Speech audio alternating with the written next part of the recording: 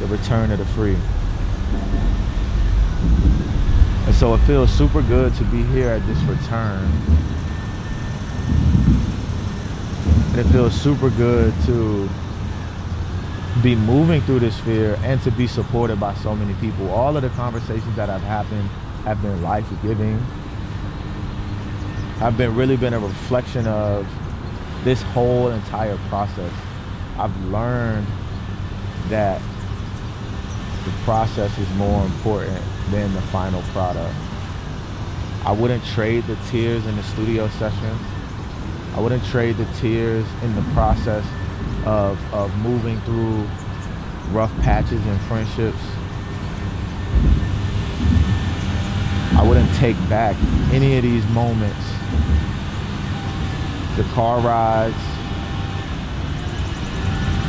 the moments of doubt, the moments of fear. I wouldn't take any of these moments back, because this is a big moment and pivotal moment in my life to show that I am an artist. And this is the return of the free. This is a return to the fearless artist that I was when I was young. This is a return to the curiosity. This is a return to the joy. This is a return to the playfulness. And not only because it's always been present, so it is a return. It's a return to fearlessly and boldly and having the audacity to do those things out loud. This is a return. I am free. And this is the return of the free.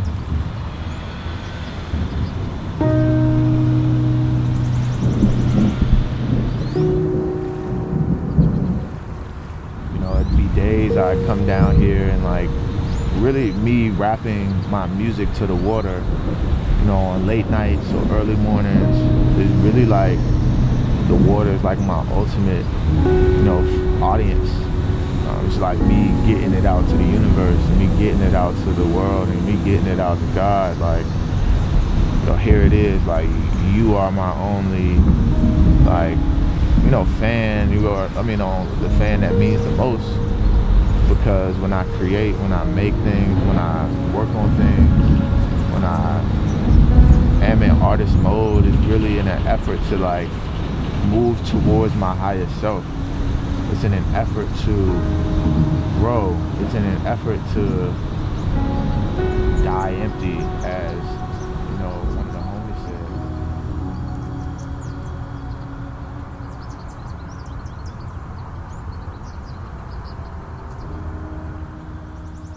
All right. What's happening? Out here on this beautiful summer day. That's facts. With Jita. Yeah. So tell me a little bit about you. Word. Yeah. My name is Chris Jeter, also known as ID. A lot of people don't know that. And ID stands for Intelligent Design. And that was a name that I like kind of I deemed, or I knighted myself with, like in middle school, you know, as my rap name. Okay. Or as my creative name now. And Intelligent Design. And that's who I am. I'm a creative, I'm a writer, rapper. Sometimes I dabble in singing. I love all things art. And, you know, just like even with you, like as we morph our artistic journeys, dabbling into collage work. But overall, like I really feel that everything that I've done creatively is always about telling a story. And that's why we're here. Yeah. You know what I'm saying? Yeah. It's always about telling a story. You mentioned that, you know, this ID came from when you was in middle school. You know, like, what did that kind of, what did that evolution kind of look like? You know, from middle school ID to, you know, 2021 ID. You know, what did that That's what did a that good look like? question. So middle school ID was really me tapping into like my prowess as a writer. From 8th grade, I had my English teacher, Mr. White, tell me like, yo, you are a really good writer, and to have a black man tell me like, Oh, wow. yo, you're a really good writer, tap into that. And I was a big fan of Kanye West and all of those things. And so over the time, like ID went from a poet to a rapper, which I was always a rapper. I was writing since like 3rd grade. Like from inspiration of my uncle, and inspiration of my uncles. Like one of my uncles was the person who gave us the CDs of like old school hip hop artists and rappers of our time. And my other uncle was an actual rapper who had cassette tapes that I would play back all the time. Yeah. And me and my brother would rap, and my sister would write. And you know, so like it was just a family of people who really loved music. And so to morph from elementary school ID to middle school, when I found my name ID, to high school where I would perform with my homie Banks, and we had a rap group, and to college ID, that was like, the college ID was the person who began to scale back. And I really feel like that's what this project is about. It's about, you know, the journey of like me scaling back in terms of like really sharing my gifts, and in terms of being a writer, like here and there I would share. And that really started in college. Which leads into the 2021 ID. 2021 ID is really the person that's the ID that's like, yo, I'm sharing my gifts and talents with the world. Because in college and thereafter, I began to close up more and more and more, writing and creativity with things that I would just do in silo. I would only do by myself. I wouldn't share with the world for fear of critique, for fear of being different, because I knew the ways in which I wrote, I knew the topics and things that I talked about, I knew the things that I wanted to share were different than what a normal dude from downtown Newport News would really write about. Wow. So moving through all of that in my life, we get to 2021 ID, who is like, return of the free. Return of that elementary, middle, and high school ID. It was a return to that. It's a return to that. Yo, and we chopped it up about return. Yes. Right? Yes. Like yes. we chopped it return. up about return. You know what I mean? Going back to who we always were. Yep. You know? Tell me a little bit about like, you know, the project. Like what inspired the project? Got you.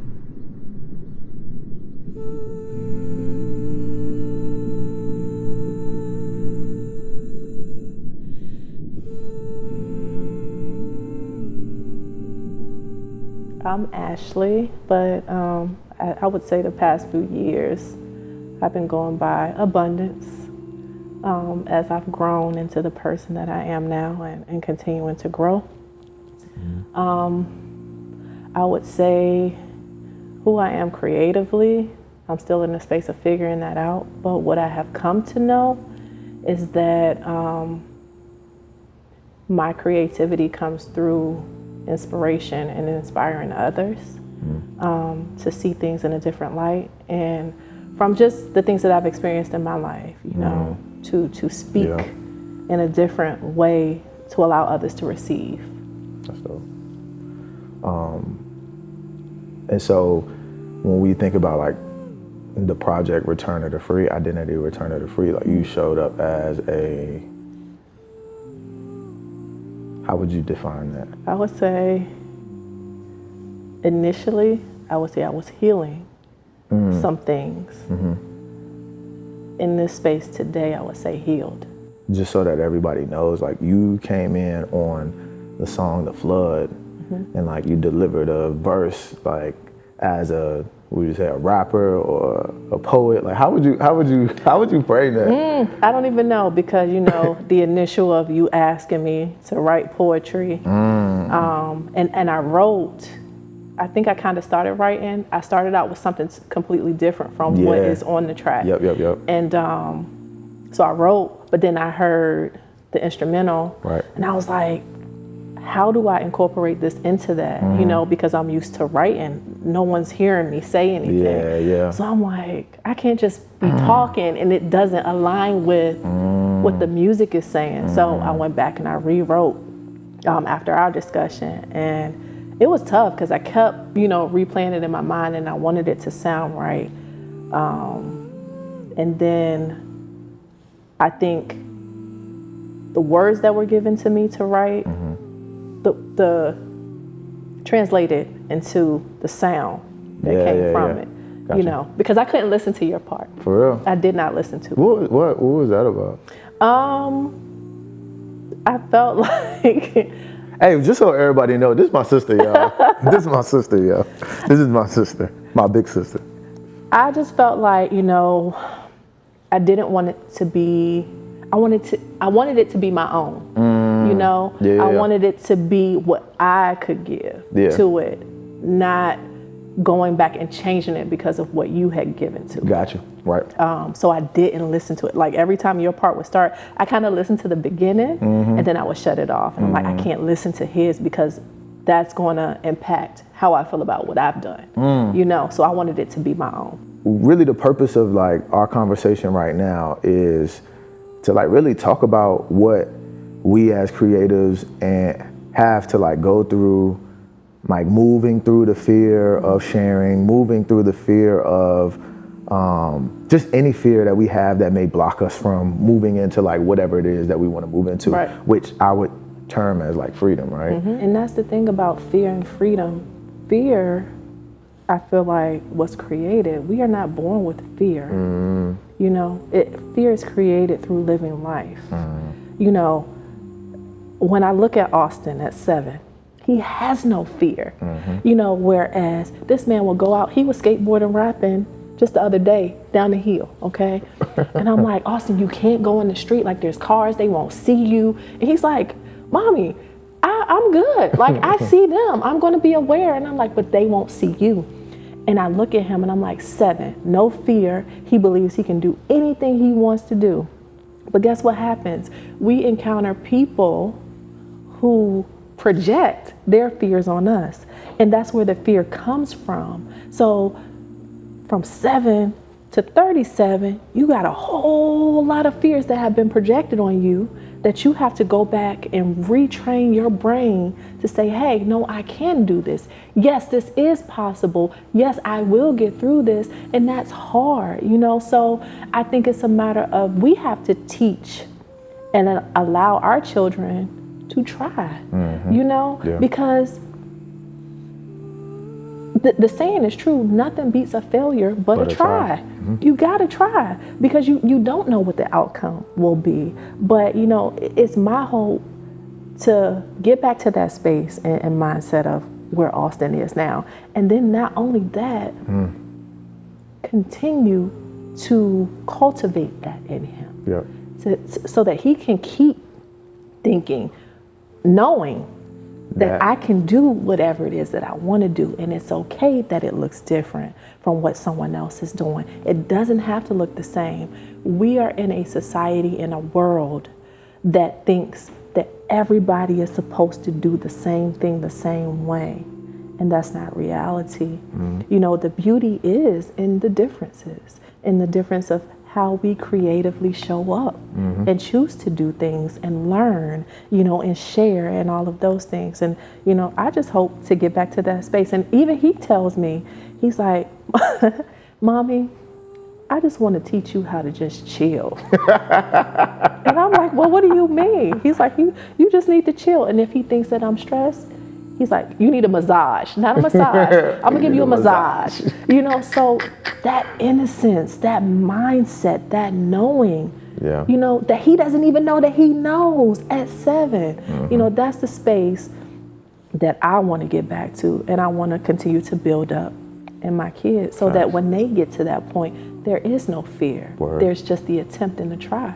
And if they fail, then they continue to try, or they go in a different direction and try something different, and that's okay, you know, so. That's powerful. And that's the healed portion. That's the healed person. And the freedom. That no matter what, I'm just gonna try. I'm gonna do it. And whatever the outcome is what it's supposed to be. You know, a lot of times we get caught up in the outcome as well, that it doesn't look the way that we think it's supposed to look. It's always what it's supposed to be, every time, you know? Sankofa rising, going back to get it, going back to get what was left, the freedom, what was forgotten. What was forgotten. Yeah. You know, in my case, all of the fear about, you know, being different because I played tennis, or being different because I practiced yoga, and being a black man, and how those don't intersect for real, or going back into like this fact about me singing on a track, but I'm supposed to be a rapper, which I'm transcending and becoming an artist, like in how I choose to express myself, because it's real chanty and it's kind of yogic and mindfulness based and wellness based, but I'm a black man who's from downtown Newport News. Like, what? How does this all intersect? And so really transcending all of those fears to get to this space of like, yo, this is me, it is you, it is we, it is us. And the words that you use to really connect to the fact that all of the experiences that I've had, all of the people that I've crossed, like all of the people's paths that I've crossed, all of the things that have happened, all serve a purpose on this journey, and shaping me, and shaping what has happened, and shaping what is happening now. And that is a lot of the conversations that we have when we walk through this park and in this space, discovering what our roots look like, and how they shape our minds and our fears and our excitement and everything, how they shape every single thing, and how your legacy will look because you follow that path. The path of intention, of not allowing that to hold us back. Exactly. And that's, wow. Well, I guess my journey begins now. I mean, it's a never-ending thing. Your journey already began. It's like, I know. You're like, what are you talking about? Like, you're on a journey. You're showing up. Right.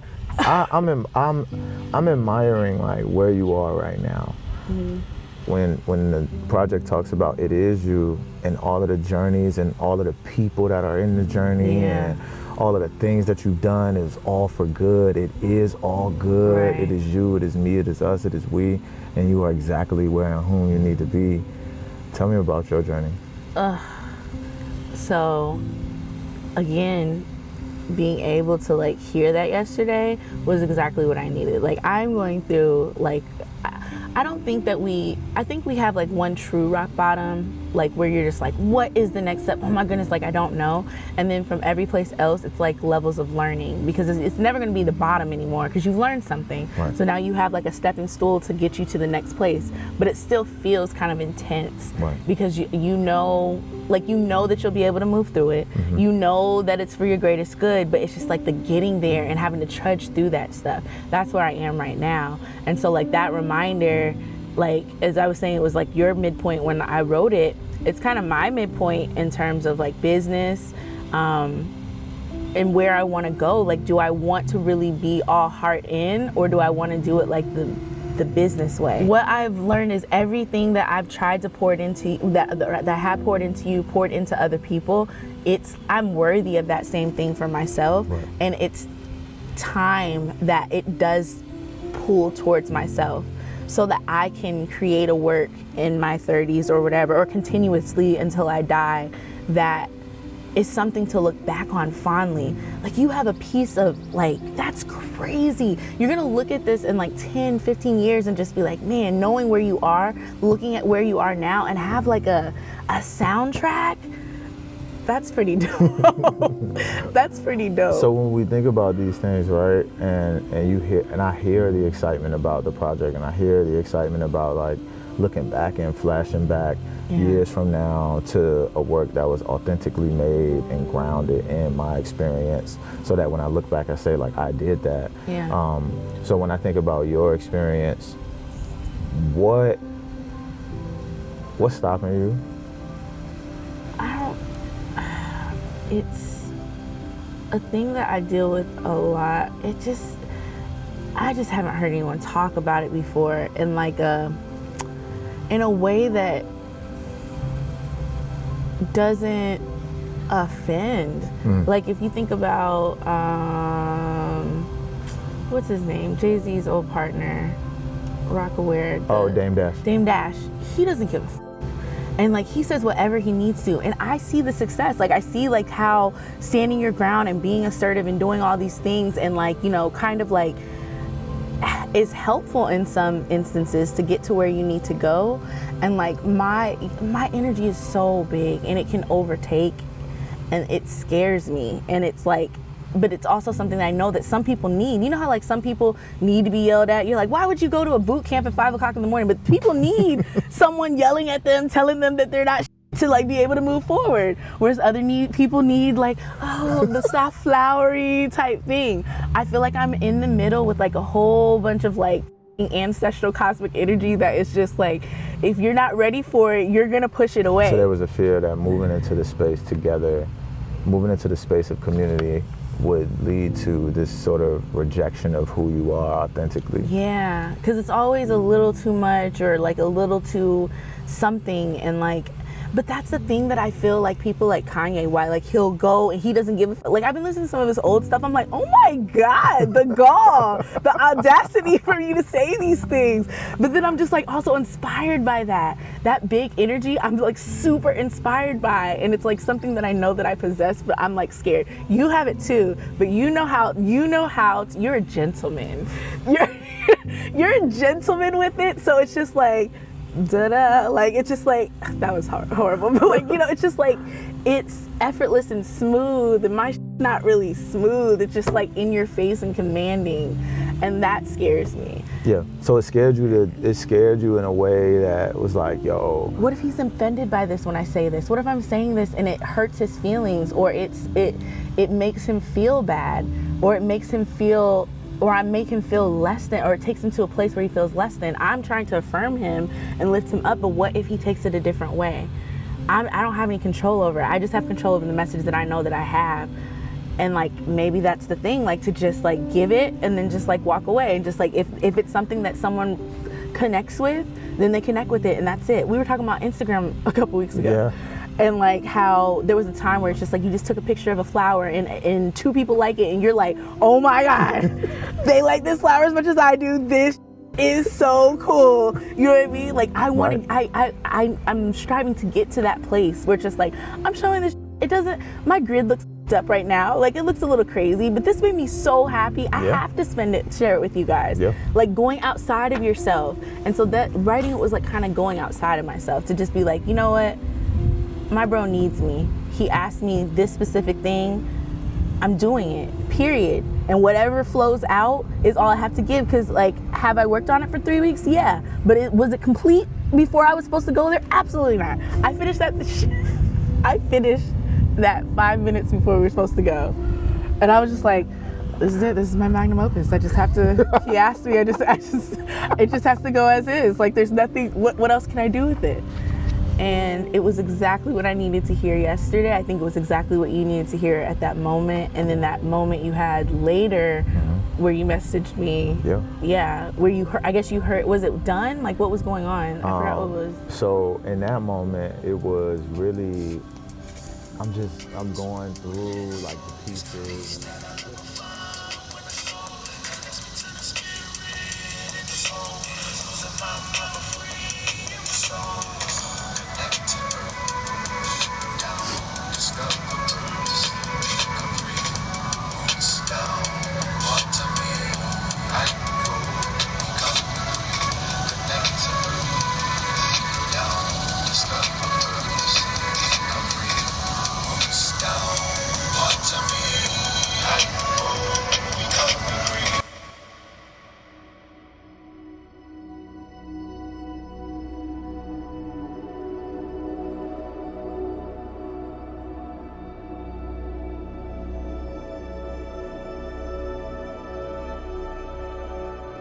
Like it feels good, you know what I'm saying, just to see where it is now and just what people are going to see and be touched by, you know what I'm saying, like how, and they may be inspired too through this. So like it's, and then how different it is, how you know what I mean, like bro, you on that jump, and for real, like it's gonna sound a little cliche, but like that jump free.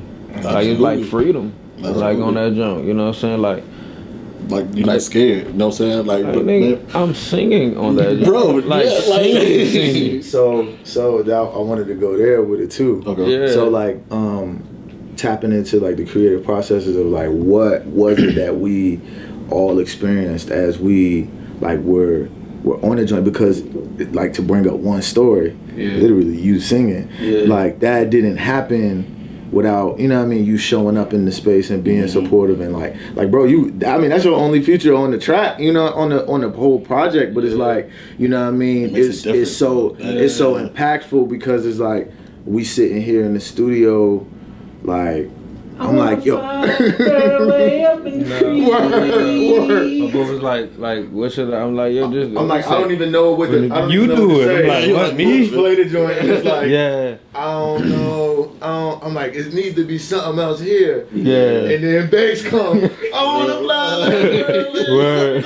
Oh, for real though. We don't sit there like, oh dang, that is what it was missing though. Hey, bro. That is what Hey, bro, come do that right quick. Like, And he like me? I'm like, yeah, you do like, you want me to sing? Move like, through that. Yeah, no. And so I think it's those moments of like creative expression, because I feel the entire project and the entire process is really just utilizing creative expression to move through these things that you know what I mean had been fears.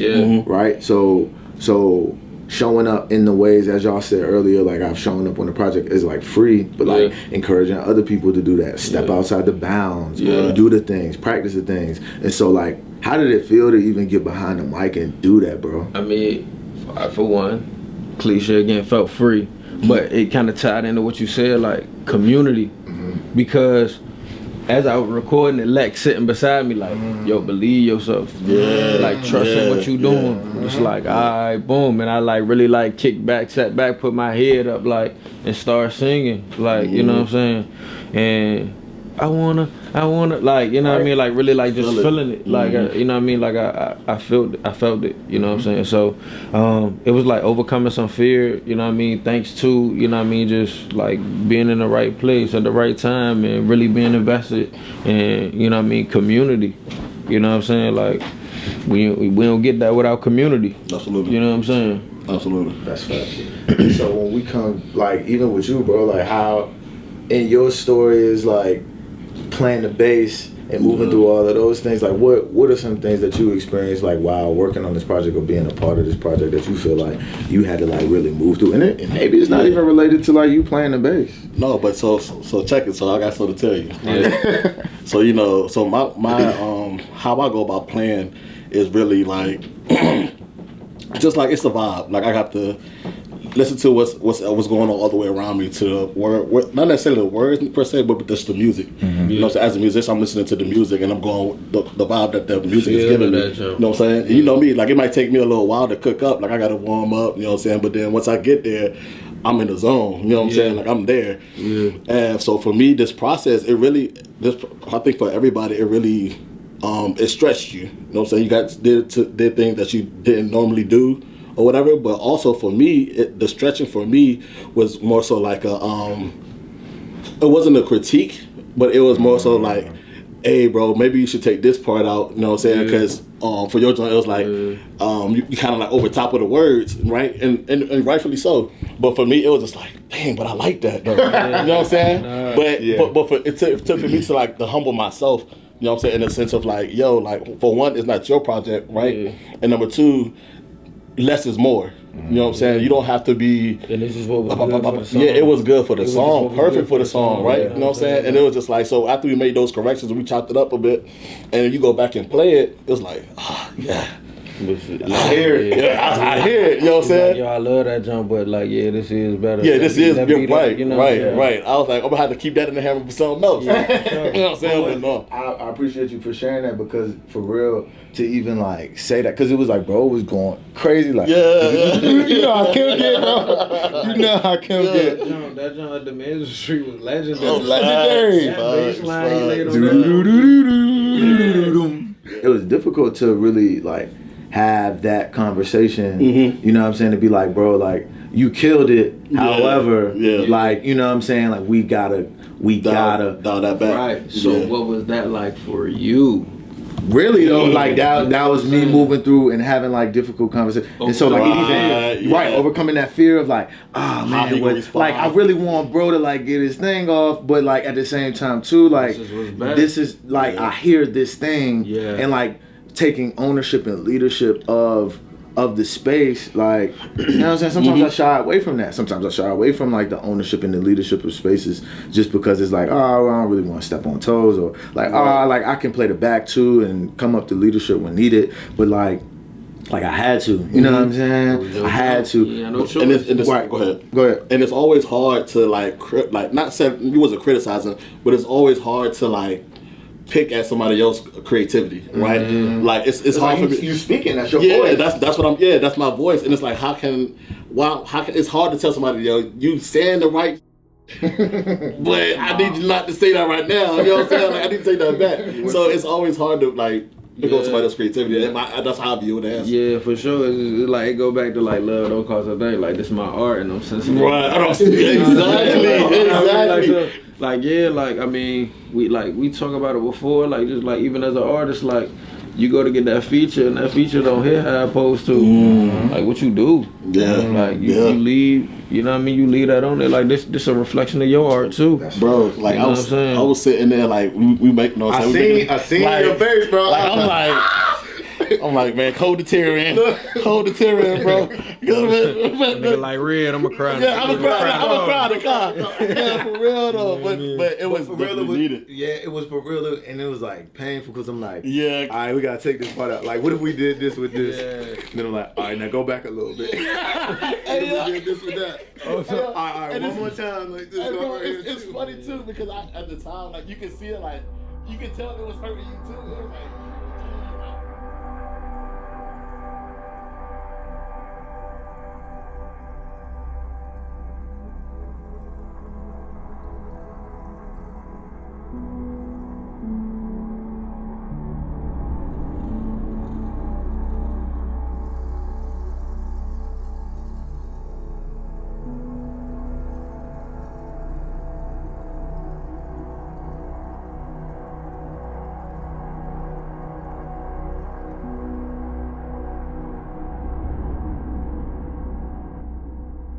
All things is so synchronous, right? Right. And so even in my work, I connected with some reading that talked about mosaics, right?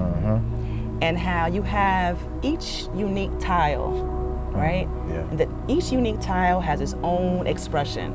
It has its own contours, its own textures, right? And the same thing when we're talking about stories, right? Right. Each story Right. has its own different- unique textures and contours, and how these stories help make bridges or connections or threads to sort of build into this larger mosaic. Right? Yep. And so literally when you're looking at a mosaic, yeah, you could take it all in, but then you start to kind of zoom in on, wow, like each unique tile and how this tile is placed and how it, again, this tile is part of this larger mosaic. Right? And so even looking at this project as like a mosaic and thinking about each individual person that has contributed, that has listened, being their own sort of expressive tile, right, as part of this thing.